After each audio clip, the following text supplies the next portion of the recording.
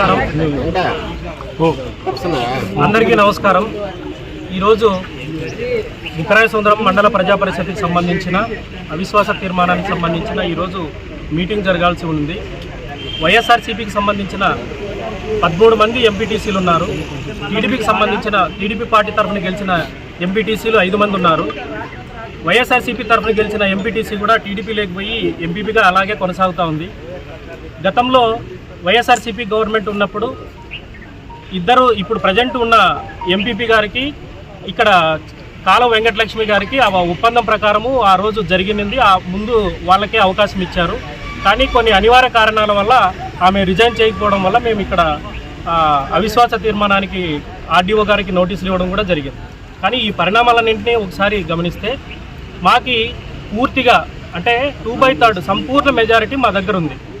ఆ విషయం మీద మేము ముందుకెళ్ళాం. తరువాత ఈ కూటమి ప్రభుత్వం సంబంధించిన నాయకులు కొంతమంది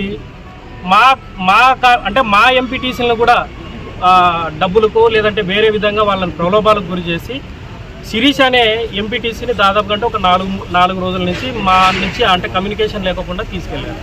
అంటే ఇదంతా చూస్తుంటే ఎట్లుందంటే కూటమి ప్రభుత్వము సింగిల్ ఎజెండా కానీ సింగిల్ జెండా కానీ లేకోకుండా ప్రభుత్వం ఏర్పడింది. అదేవిధంగా ఈరోజు మళ్ళీ ఎంపీపీ పదవిని నిలుపుకోవడానికి మా ప్రమేయం లేకోకుండా మా అనుమతి లేకోకుండా మా జెండా కూడా ఉపయోగించి ఎంపీపీ పదవి చేపట్టే విధంగా అంటే ఇక్కడ ఈ నియోజకవర్గంలో ఉండే టీడీపీ నాయకులు కానీ లేదంటే కూటమి ప్రభుత్వానికి సంబంధించిన నాయకులు కానీ ఒక్కసారి ఆలోచన చేయాలి. మీరు సిగ్గుతో తలదించుకునే రోజు ఇది. సంపూర్ణ మెజారిటీ ఉండి కూడా మీరు పదవి కోసం అంటే ఆ రోజు ఒప్పందం ప్రకారం జరిగిన దాన్నే మేము మళ్ళీ రిపీట్ చేస్తున్నాం. కానీ మేమేదో మీ ప్రభుత్వంలో మేము వచ్చి అధికారం చేసి మేమేదో చలాయించాలని కాదు. కానీ అవేవి కూడా మీకు అంటే ఎట్లుందంటే ఇక్కడ రాజకీయ విలువలు ఏమాత్రము మీకు సరిపడదు. ఆ అవకాశమే లేదు. మీకు రాజకీయ విలువలతో మీకు సంబంధం లేదు. కానీ మీకు ఎంతసేపు ఉన్నా కూడా మీకు పదవి అనిపించాలా. ఈ ఉద్దేశంతోనే మీరు ఈరోజు మా మెజారిటీ ఉన్నా కూడా మా సభ్యులని ప్రలోభాలకు గురి చేసి మీరు తీసుకెళ్లడం అనేది రాజకీయంగా అంతంత దారుణం. అంటే ఎంత దిగజారి రాజకీయాలు ఈ నియోజకవర్గంలో జరుగుతున్నాయో గౌరవ ఎమ్మెల్యే గారు దీన్ని గుర్తుపెట్టుకోవాలి. గౌరవ ఎమ్మెల్యే గారికి ఒక్కటే విన్నపం చేస్తున్నాం. మీరు మీ పార్టీ సంబంధించి మీ పార్టీ గుర్తుతో గెలిచిన ఎంపీటీసీకి మీరు ఎంపీపీ పదవిగా ఇచ్చి ఉండింటే మేము ఈరోజు సంపూర్ణంగా మీ క్యాండిడేట్కి మేము మద్దతు తెలిపేవాళ్ళం.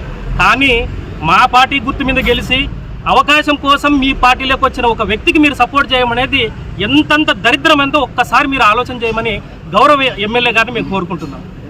ఇది రాజకీయంగా ఎంత నీచమైన చరిత్ర ఒక్కసారి మీరే ఆలోచన చేసుకోవాలా.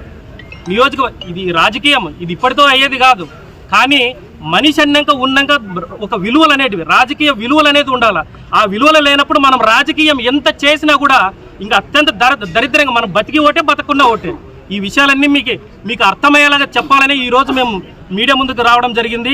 మాకు ఈ ఎంపీపీ పదవితో మాకు ఒరిగింది ఏమీ లేదు. అధికారంలో ఉండేవాళ్ళు మీరు పాకులాడుతున్నారు. ఈ ఎంపీపీ పదవిని నిలబెట్టుకోవడానికి కోసము అధికారంలో ఉండేవాళ్ళు మీరు పాకులాడుతున్నారు. మాకు దీనివల్ల వచ్చే నష్టమేమీ లేదు. కాకపోతే ఎవరు రాజకీయంగా ఉన్నారు సజీవంగా అనేది ఈ సందర్భంగా మాకు కూడా చాలా విషయాలు మాకు తెలిసాయి.